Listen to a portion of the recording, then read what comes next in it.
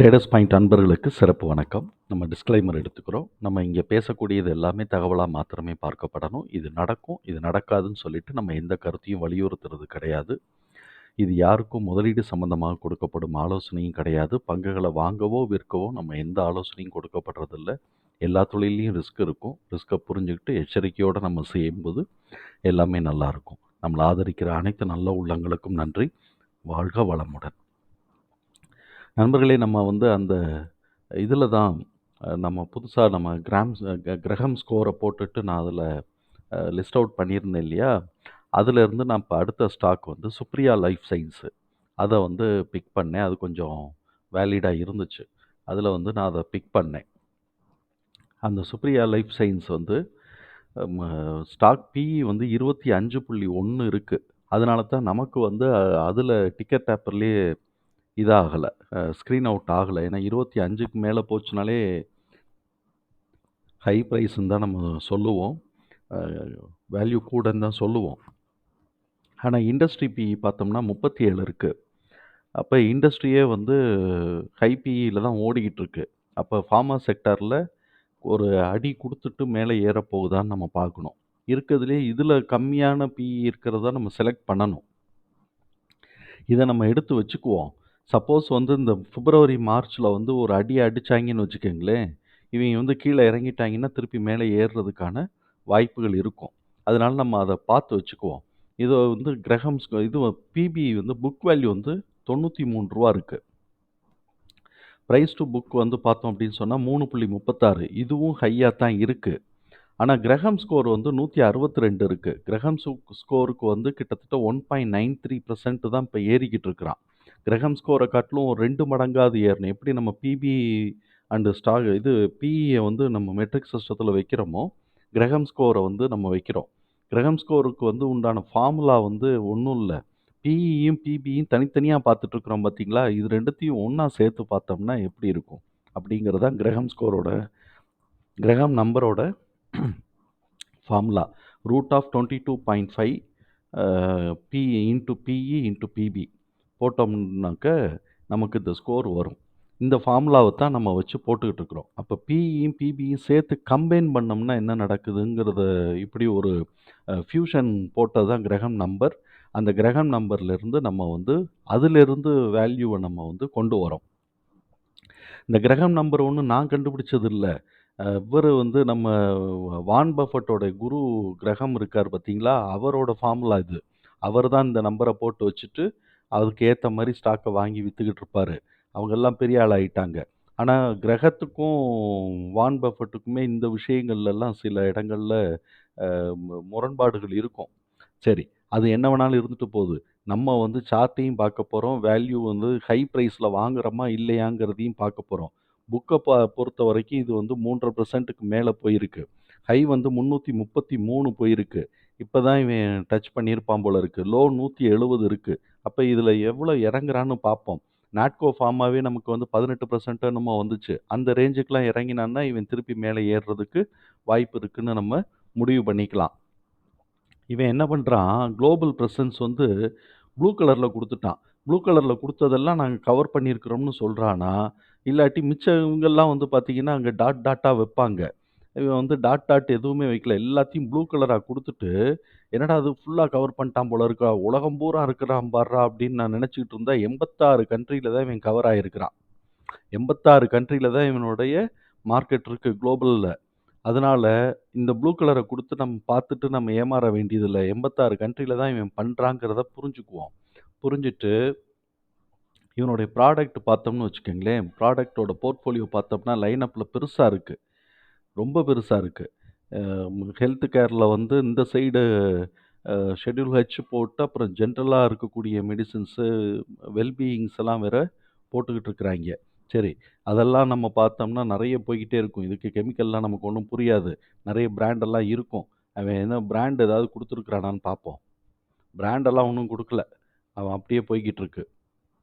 இதுக்குள்ளே போய் பார்ப்போமா, பிராண்ட் ஏதாவது கொடுத்துருக்குறானான்னு? இல்லை, எதுவுமே கொடுக்கல. பிராண்டை பற்றி இதில் போடலை. அதனால் நம்ம இப்படியே நம்ம மெயின்டைன் பண்ணிக்குவோம். இவன் என்ன பண்ணுறான், குளோபல் ப்ரெசன்ஸ் இருக்குது, இதெல்லாம் இருக்குங்கிறத நம்ம புரிஞ்சுக்கிட்டோம். இவனோட நான் வந்து ரிப்போர்ட்ட வந்து நான் படிக்க முடியல. இவன் குடுத்துருக்கிறானான்னு பார்ப்போம். ரிப்போர்ட்ட நான் படிக்கலாமா? இங்க இருக்கு ஃபினான்ஷியல்ஸ்ல வந்து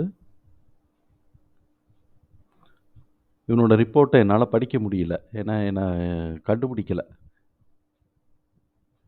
இப்படித்தான் குடுத்துருக்கிறான். சரி இவன் என்னமோ பண்ணிட்டு போறான்.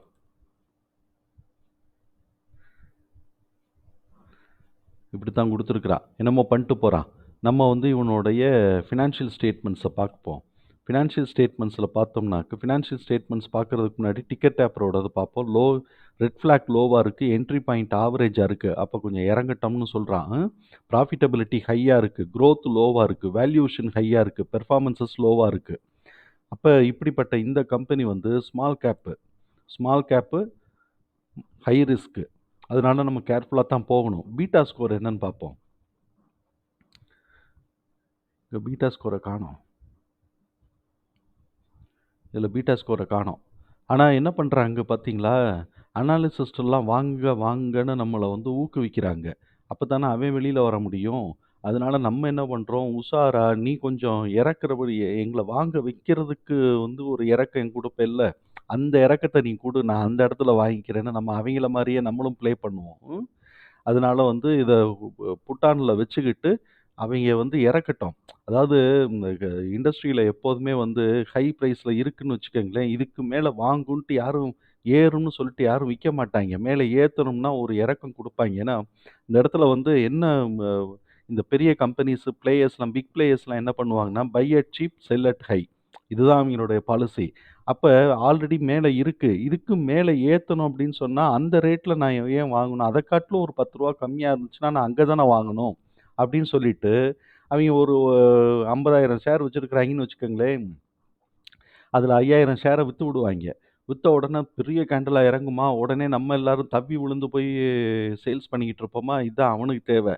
உடனே வெளியில நம்ம வரும்போது விக்க அவன் கீழ வரும்போது எல்லாத்தையும் வாங்கி போட்டு விட்டுட்டு, அவன் திருப்பி மேல ஏத்திட்டு இருப்பான். அப்புறம் நம்ம மேல ஏறுன ஃபிகருக்கு வாங்கிட்டு இருக்கணும். இதுதான் வந்து இந்த பெரிய பிக் பிளேயர்ஸ் எல்லாருமே செய்யக்கூடியது. நம்ம என்ன பண்ணணும், அவிங்கள மாரியே நீ வித்துட்டு கொஞ்சம் கீழ சீப்பா நீ வாங்குற இடத்துல நான் வாங்கிக்கிறேன்னு சொல்லணும். ஸோ, இப்ப இது வந்து நம்மள பொறுத்தவரைக்கும் 25க்கு மேல போச்சுனாலே ஹை பிரைஸ் தான். அந்த இடத்தெல்லாம் நம்ம சூஸ் பண்றது இல்ல. ஆனாலும் கண்ணு வச்சுக்குவோம். இவன் கீழ வந்து ஒரு எவ்வளோ இறங்குறாங்கிறத பார்த்துட்டு அதுக்கேத்த மாரி பார்ப்போம்.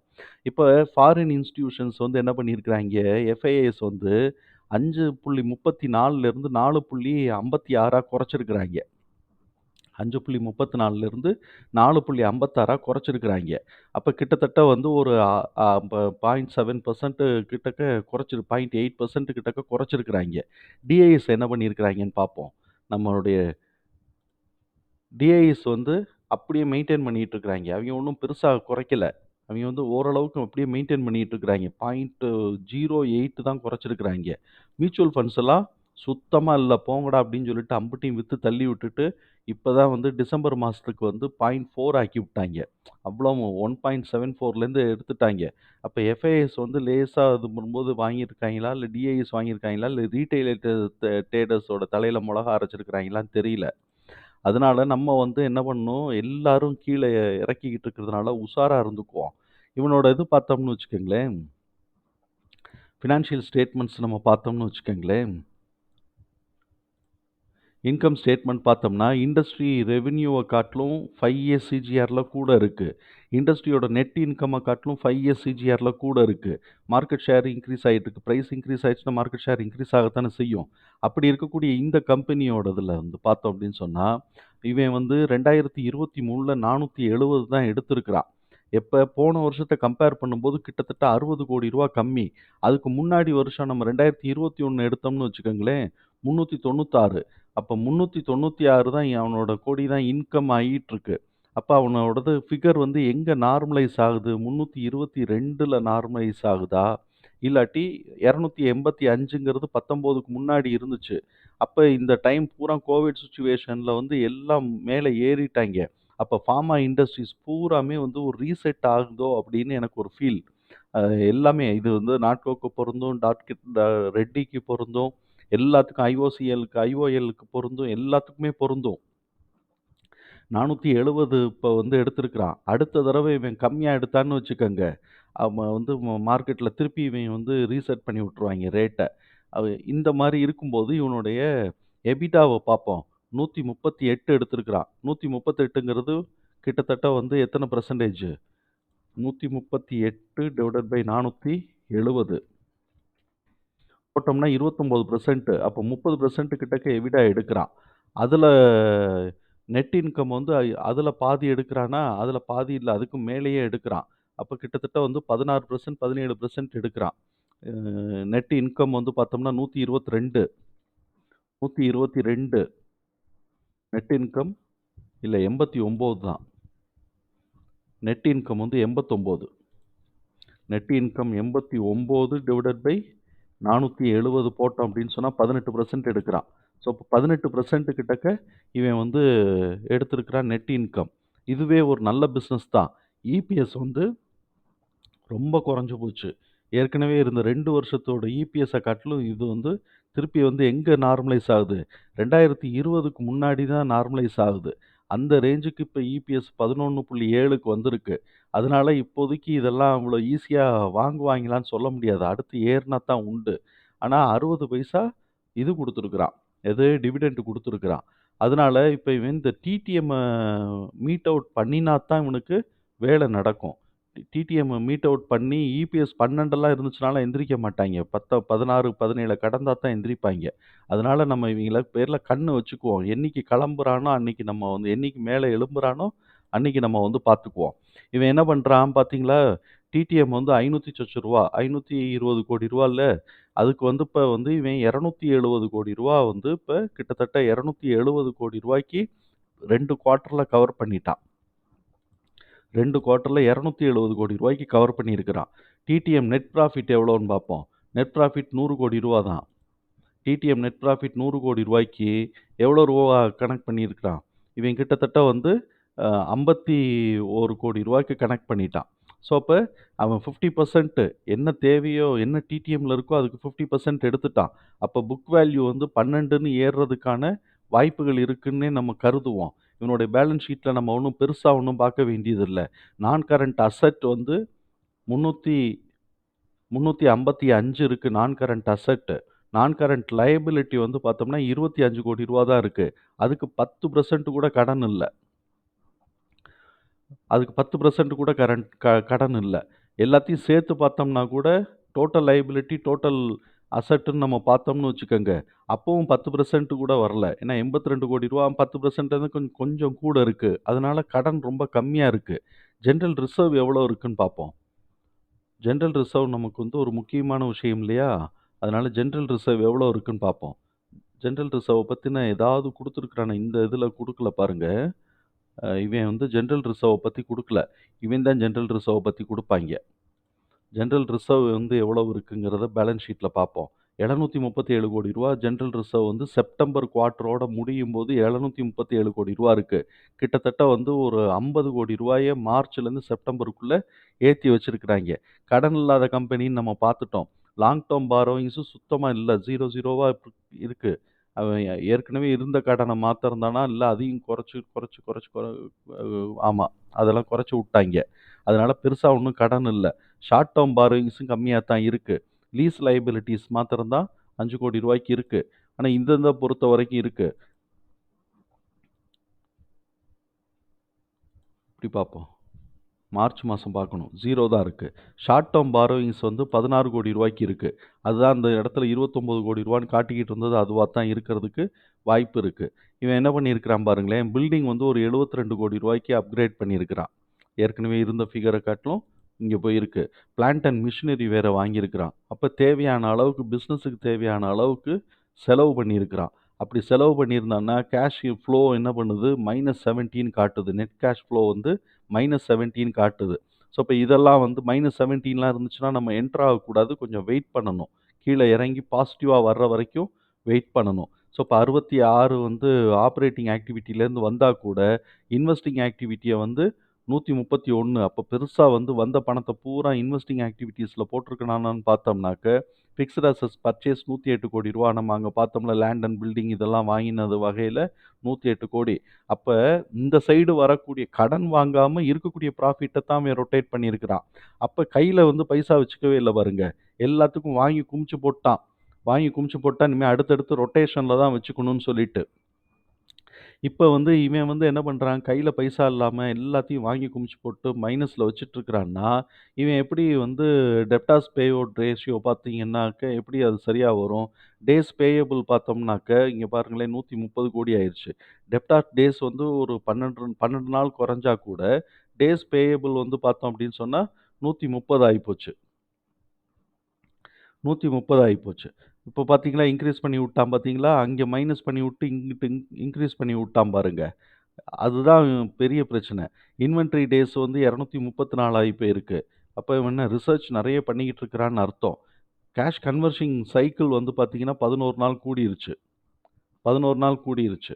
அதனால இவன் கேஷ் மேனேஜ்மென்ட் இன்னும் வ ஃபிக்ஸட் அசெட்ஸா வாங்கி போட்டுக்கிட்டு இருக்கிறான். அப்ப இந்த குவார்ட்டர்ல இந்த வருஷம் ஏதாவது தேறுனா தான் இது சரியா வரும்னு என்னோட அ என் மனசுக்கு படுது. அதனால இத பார்த்தீங்கன்னா, வரக்கூடியது எல்லாத்துக்கும். ஆனா, நம்ம இந்த டயத்துல செலவு பண்ண முடியலனாக்கா, ஃபியூச்சர்ல நீடுக்கு நம்ம கஷ்டப்படணும். அப்படிங்கும்போது, சில பேர் என்ன பண்ணுவாங்கன்னா, கடன வாங்கிக்குவாங்க. இத பாசிட்டிவா காட்டிருவாங்க. கடன வாங்கிவிட்டு இத பாசிட்டிவா காட்டிக்குவாங்க. ஆனா, இவன் கடனே வாங்காம இருக்கிற கேஷ பூரா வரக்கூடிய கேஷ பூரா இதுக்குள்ள தூக்கி தூக்கி போட்டுக்கிட்டு, வொர்க்கிங் கேப்பிட்டல மாத்திரம் மேனேஜ் பண்ணிக்கலாம். அப்படிங்கிற ஒரு ஐடியால இருக்கிறான். அப்படி இருக்கிறான்னு நான் புரிஞ்சுக்கிறேன். அப்படி இருந்தான் அப்படின்னு சொன்னா, இந்த வருஷம் ரிசல்ட் தூக்கிருச்சுன்னு வச்சுக்கங்களேன், இந்த மைனஸ் பூரா கவலைய மறக்க அடிச்சுரும். பெயின குறைச்சு விட்டுரும். மருந்து போட்டு விட்டுருவாய்ங்க. அதனால இந்த கம்பெனிய நம்ம ஹை பிரைஸ்ல நம்ம வாங்க வேண்டிய அவசியம் இல்ல. இவனோட அனாலிசிஸ் பிரகாரம் வீக்னஸஸ் நமக்கு கம்மியா இருக்கு. Reduced dept, almost dept free company, return on இன்வெஸ்ட்மென்ட்லாம் கூட இருக்கு. அப்போன்னா பிசினஸ் அவன் நல்லா ப்ரொஜெக்ட் பண்ணிட்டு இருக்கிறான் அப்படின்னு நம்மளால புரிஞ்சுக்க முடியுது. இங்க சுப்ரியாவ போட்டு பார்ப்போம்.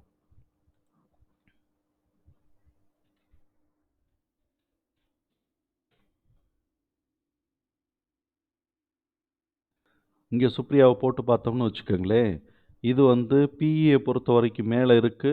அது நம்மளால புரிஞ்சுக்க முடியுது. அ அதுக்கப்புறம் பார்த்தோம் அப்படின்னு சொன்னாக்க, நம்ம அம் பிஇ பா பா பிஇய போட்டு பார்க்க முடியுது. பை செல் ஜோனுக்கு வருவோம். பிபிய பொறுத்தவரைக்கும் என்ன நடக்குதுன்னு பார்ப்போம். பிபியும் அவன் ரியலைஸ் பண்ணிட்டு இருக்கிறான்னு தான் நம்ம சொல்லுவான். பிபியும் அவன் ரியலைஸ் தான் பண்ணிக்கிட்டு இருக்கிறான். அதனால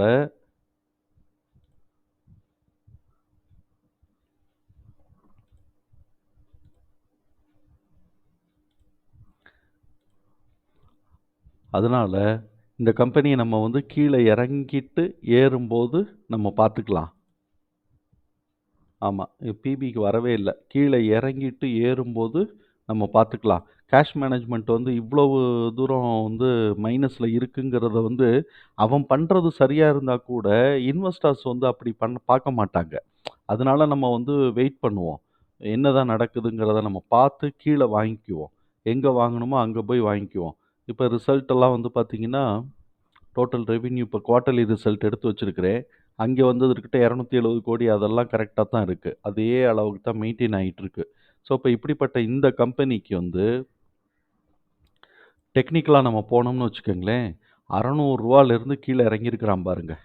600லேருந்து ரூ. 170 இறங்கிட்டு, இப்ப அப்வர்ட் டைரக்ஷன்ல ஏறிக்கிட்டு இருக்கிறான். இது ஒன் டேல நான் போட்டிருக்கிறேன். ஒன் டேல நான் போட்டிருக்கிறேன். அப்வர்ட் டைரக்ஷன்ல ஏறிக்கிட்டு இருக்கிறான். இவனோட பிபிய பிபிய நம்ம இங்க டைப் பண்ணாம விட்டேன் பார்த்தீங்களா? இந்த பிபிய டைப் பண்ணுவோம். பிபிய டைப் பண்ணும்போது ரெவென்யூ பார்ப்போம். தெரபிக்குல மாத்திரம் தான் இன்கம் வருது. டிவிடெண்ட் ஒரு 60 பைசா குடுக்குறான். ஸ்டாட்டிஸ்டிக்ஸ பொறுத்தவரைக்கும் டெப்ட் ஃப்ரீ கம்பெனி. எல்லா மார்ஜின்ஸும் நெறைய இருக்கு. ஸ்டேட்மெண்ட்ஸ பொறுத்தவரைக்கும் ரூ. 93 புக் வேல்யூ. அப்ப இங்க புக் வேல்யூவ ரூ. 93ன்னு டைப் பண்ணுவோம்.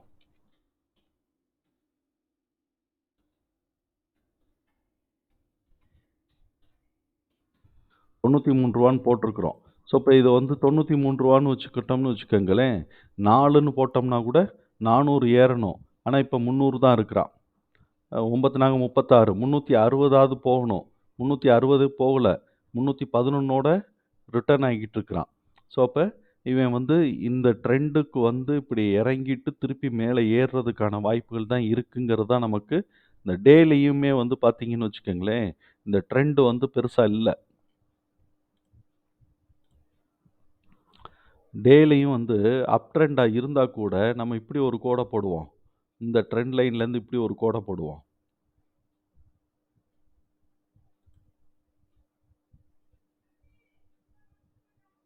கரெக்ட்டா அந்த இடத்த மேனேஜ் பண்ணி கொண்டாந்துருக்கிறான் பார்த்தீங்களா? எல்லாரும் இங்கேருந்து போடுவாங்க. நான் இந்த இதுலேருந்து போடுவேன். இங்கேருந்து போடும்போது கரெக்ட்டா அதில தொட்டு, தொட்டு கொண்டு வந்திருக்கிறான். இப்படி போகும்போது அடுத்த தடவ மேல போறதுக்கான வாய்ப்புகள் இருக்குன்னே வச்சுக்குவோம். இப்ப எங்க நிக்கிறான் இப்ப? 23 வந்து உடைச்சுட்டான். இது வந்து போன வருஷம்.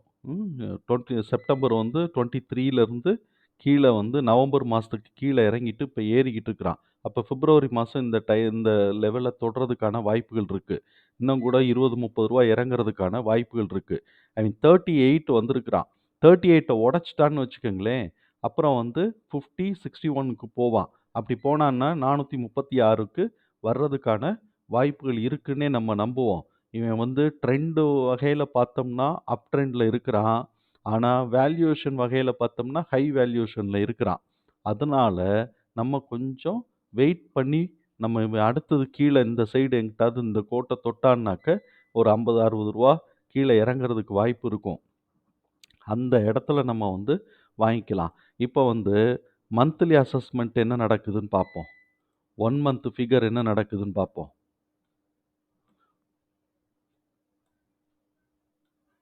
1 மந்த் ஃபிகர்ல இன்னும் அப் ட்ரெண்ட் வரல. 1 மந்த் ஃபிகர்ல இன்னும் அப் ட்ரெண்ட் வரல. அதனால அது கொஞ்சம் கீழ இறங்குறதுக்கான வாய்ப்புகள் இருக்கு. அப்ப அடுத்த மாசத்துக்கு கீழ வந்து ரெட் ஃபார்ம் ஆனான்னா, கீழ அந்த இடத்துக்கு வந்துட்டு மேல ஏறும். இல்லாட்டி கீழ இங்க கூட இறங்குறதுக்கு 220 வரைக்கும் கூட இறங்குறதுக்கு வாய்ப்பு இருக்கும். ஆனா இந்த மாரி வந்திருக்கிறதுனால 220க்கு கீழ இறங்குவானாங்கிறது எனக்கு தெரியாட்டியும் கூட, யோசிக்க முடியாட்டியும் கூட, அட்லீஸ்ட் வந்து 270 கீழயாவது இறங்குவான். அந்த இடத்துல நம்ம வந்து பார்த்துக்குவோம். ஏன்னா இது வந்து இன்னும் கிரீன் ஆகல. அப் ட்ரெண்டுக்கு டர்ன் ஆகல. அப்படி இருக்கிற பட்சத்துல நம்ம வந்து இப்ப என்ட்ரி எடுக்க வேண்டாம்.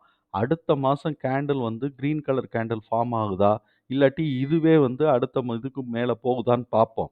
இந்த இடத்துல வந்து பார்த்தோம்னு வச்சுக்கங்களேன், கேண்டில் ஸ்டிக் பேட்டர்ன பார்த்தோம்னு வச்சுக்கங்களேன், இந்த கேண்டில காட்டிலும் இது வந்து கொஞ்சம் கூட போயிருக்கு. கூட போயிருக்கா, இது வந்து மேல பிரேக் அவுட் ஆகாம அதே லெவல்லயே இந்த இடத்துல கிரீன் வந்திருந்தான்னு ரெட் வந்திருந்தான்னா, அடுத்த கேண்டில் மேல போகும்னு யோசிக்கலாம். ஆனா கூட போயிருக்கிறான். அதனால நம்ம அடுத்த கேண்டில் ரெட் ஃபார்ம் ஆயிட்டு, ரீசெட் ஆயிட்டு தான் மேல போறதுக்கு வாய்ப்பு இருக்குன்னு ஒரு பக்கம். இன்னொன்னு வந்து பார்த்தோம்னா, இந்த கேண்டிலோட 50% உடைச்சுட்டான் கீழ. அப்ப இது இன்னும் டவுன் ட்ரெண்ட்ல தான் இருக்கு. இந்த விக் வந்து பார்த்தீங்கன்னா தெரியணும். இந்த இடத்துல விக் ஜூம் பண்ணுவோம். இந்த புரியுதுங்களா? இந்த விக் வந்து இங்க வரைக்கும் இருக்கா? இல்ல. இதோட விக் வந்து இல்ல. இவன் கரெக்ட்டா திருப்பி ரெட் வரைக்கும் மேல இருந்துட்டு, ரெட் வரைக்கும் வந்துட்டு தான் திருப்பி மேல ஏறியிருக்கிறான். ரெட் வரைக்கும் வந்துட்டு தான் திருப்பி மேல ஏறியிருக்கிறான். அப்ப இவன் 50% உடைச்சுட்டு இந்த கேண்டிலுக்கு ஈக்குவலா கீழ இறங்கியிருக்கிறான். 291க்கு பார்த்தீங்களா? 291க்கு இறங்கியிருக்கிறான். அப்புட்ன்னா நம்ம இந்த கேண்டில்ல வாங்கக்கூடாது. இந்த கேண்டில்ல வாங்கக்கூடாது. அடுத்த கேண்டில் ரெட் ஃபார்ம் ஆச்சு அப்படின்னு சொன்னா, கீழ வந்து எவ்வளோ தூரம் இறங்குதுங்கிறத பார்த்துட்டு, உடனே கிரீன் வந்தாலும் வாங்கக்கூடாது. ஏன்னாவே இந்த நெக் லைன உடைக்கணும். 316 நெக் லைன உடைச்சா தான் மேல ஏறுறதுக்கான வாய்ப்பு இருக்குன்னு நம்ம யோசிக்க முடியும். அதனால அடுத்த மாசத்துக்கு ரெட் ஃபார்ம் ஆயி இப்படி வந்துட்டு, அதுக்கு அடுத்த பாத் போடுவோம். பாத் போட்டோம்னா ஓரளவுக்கு நமக்கு புரியறதுக்கு வாய்ப்பு இருக்கு. அடுத்த மாசத்துக்கு ஒரு ரெட் கேண்டில் ஃபார்ம் ஆயி அவன் இப்படி வந்துட்டு, அப்புறம் அடுத்த மாசத்துக்கு இப்படி வந்துட்டு, அதுக்கப்புறம் வந்து இப்படி மேல ஏறுனான்னு வச்சுக்கங்களேன், சாலிடா இத உடைக்கணும், அப்புறம் இங்க உடைக்கணும், அப்புறம் இங்க உடைக்கணும். இங்க டச் பண்றதுக்கு வாய்ப்பு இருக்கு. இதுக்கும் மேல போறானாங்கிறத அப்புறம் பார்த்துக்குவோம். இப்போதைக்கு இதுதான். அதனால இப்ப அவசரப்பட வேண்டாம். இவன் கீழ வந்து அட்ஜஸ்ட் ஆகட்டும். சப்போஸ் வந்து ஏன்னா இது கிரீன் வரல. இதோட திரும்பணுங்கிறதுக்கு அவசியம் இல்ல. அப்ப என்ன ஆகலாம், அடுத்த கேண்டில் ரொம்ப பெருசா வந்துட்டு, இத ஈக்குவலைஸ் பண்றேன்னு சொல்லிட்டு இதுக்கு பாதியா இறங்கக்கூடாது. இந்த கேண்டிலுக்கு பாதியா இறங்கணும். இந்த கேண்டிலுக்கு பாதியா இறங்குறான்னு வச்சுக்குவோம். இந்த கேண்டில் வந்து என்னது ஹை வந்து 294 லோ 239. இத 34ன்னு வச்சுக்கிட்டோம்னா கூட ரூ. 60. அப்ப ரூ. 30 அப்படின்னு சொன்னா ரூ. 260 வரைக்கும் இந்த கேண்டில் வரைக்கும் ரூ. 260 வரைக்கும் இறங்குறதுக்கான வாய்ப்புகள் இருக்கும். சரிதானுங்களா? அதனால இவன் என்ன பண்றாங்கிறத பார்ப்போம். இப்போ ஒண்ணும் அவசரமே பட வேண்டாம். சரி நம்மளோட இதுல என்ன சொல்லுதுன்னு பார்ப்போம். சுப்ரியால. இந்த இடத்துல வந்து சுப்ரியாவ வந்து ஏதோ ஒண்ணு போட்டுவுட்டு சுப்ரியான்னு போட்டுவுட்டேன். NMDC okay. இங்க போட்டிருக்கிறேன். சுப்ரியா வந்து இந்த மந்த்துக்கு இன்னும் டவுன் ட்ரெண்ட்ல தான் இருக்கு. சுப்ரியா டவுன் ட்ரெண்ட்ல தான் இருக்கு. பிப்ரவரி 7ஆம் தேதி வரைக்கும். ஜனவரி 16லேருந்து இறங்கத்தான் செய்யுது. பிப்ரவரி 7ஆம் தேதி வரைக்கும் டவுன் ட்ரெண்ட்ல போறதுக்கு வாய்ப்பு இருக்கு. என்ட்ரி பிரைஸே 308. நம்மளோட இந்த வருஷத்துக்கு அவன் என்ன பண்ணியிருக்கிறான் பாருங்களேன். லோ வந்து 291 வச்சிருக்கிறான். நம்மளுடைய கால்குலேஷன் பிரகாரம் 200 சப்போர்ட் வந்து 292. இந்த சப்போர்ட் 292ஓட அவன் மேல ஏற ஆரம்பிச்சிருக்கிறான். மேல ஏற ஆரம்பிச்சிருக்கிறான் அப்படின்னு சொன்னாக்க, நம்மளுடைய லோ என்ட்ரி வந்து பார்த்தோம் அப்படின்னு சொன்னோம்னாக்க, 292 கீழ உடைச்சு 273 வரைக்கும் வர்றதுக்கு வாய்ப்பு இருக்குன்னு நம்ம வந்து அதுக்கும் கீழ வந்தாலும் ஆச்சரியப்படுறதுக்கு இல்ல. அது வந்தாலும் வர்றதுக்கான வாய்ப்புகள் இருக்குன்னு நம்ம நம்புறோம். ஆனா வந்து டிசம்பர் மாசத்துக்கு மேல ஏறி இருக்கிறான். அதனால அந்த கேண்டில் அளவுக்கு கீழ இறங்குறதுக்கான வாய்ப்புகள் இருக்குன்னு நம்ம நம்புறோம். அப்போ 308, 310 அது அது வந்து ஒரு பிரேக் அவுட் ஏரியா. நம்ம இந்த இடத்துல எங்கிட்டாவது வந்தான்னாக்க, நம்ம கீழ இறங்கணும். கிரீன் வரும்போது தான் வாங்கணும். அந்த இடத்துல ஏதாவது வந்தான்னா, அதுக்கு ஏத்த மாரி நம்ம யோசிப்போம். அதுக்கப்புறம் ஏறுறானா இல்லையாங்கிறத பத்தி யோசிப்போம். அப்படியே வந்தா ஏற ஆரம்பிச்சான்னு வச்சுக்கங்களேன் திருப்பி வந்து கீழ இறங்கிட்டு, நம்ம வந்து ஒரு லோ என்ட்ரி 280, 290 கிட்டக்க வாங்கி போடலாம். இதுக்கு முன்னாடியே கொஞ்சம் வாங்கி போடலாம். அப் ட்ரெண்ட்ல இருக்குன்னா. டவுன் ட்ரெண்ட்ல இருந்துச்சுன்னா முன்னாடியே வாங்கக்கூடாது. அப் ட்ரெண்ட்ல இருந்தா மாத்திரம் முன்னாடியே வாங்கினோம்னு வச்சுக்கங்களேன், மொத ஃபர்ஸ்ட் டார்கெட்டே நமக்கு வந்து கிட்டத்தட்ட 12% ரிட்டர்ன் கிடைக்கிறதுக்கு வாய்ப்பு இருக்கு. அவன் மாத்திரம் ரூ. 400க்கு போனான்னு வச்சுக்கங்க, இது ஒண்ணு மாத்திரமே 30%க்கு நமக்கு ரிட்டர்ன் கிடைக்கிறதுக்கு வாய்ப்பு இருக்கு. அதனால இத வந்து கண்ணு வச்சுக்குவோம். கிட்டத்தட்ட 10லிருந்து 30% வரைக்கும் நமக்கு வாய்ப்பு இருக்கு. கண்ணு வச்சுக்குவோம். டவுன் ட்ரெண்ட்ல வேற இருக்கிறான். அவன் கீழ 270 ஒட்டி வந்தானே 260, 270 ஒட்டி வந்தான்னா, அந்த டயத்துல திருப்பி மேல டர்ன் அப் ஆகும்போது, நம்ம வந்து என்ட்ரி எடுத்துக்கலாம். அப்படி என்ட்ரி எடுத்தோம் அப்படின்னு சொன்னோம்னாக்க, அது நல்லா இருக்கும். சரிதானுங்களா? எனக்கு என்னமோ அப்படி பண்ணணும்னு தோணுது. அதனால அ விஷ் லிஸ்ட்ல வச்சுக்கிட்டு, இவன் கீழ எந்த இடத்துல இறங்குறாங்கிறத பார்த்துட்டு, நம்ம என்ட்ரி எடுத்துக்குவோம். சரிதானா நண்பர்களே? நன்றி நண்பர்களே!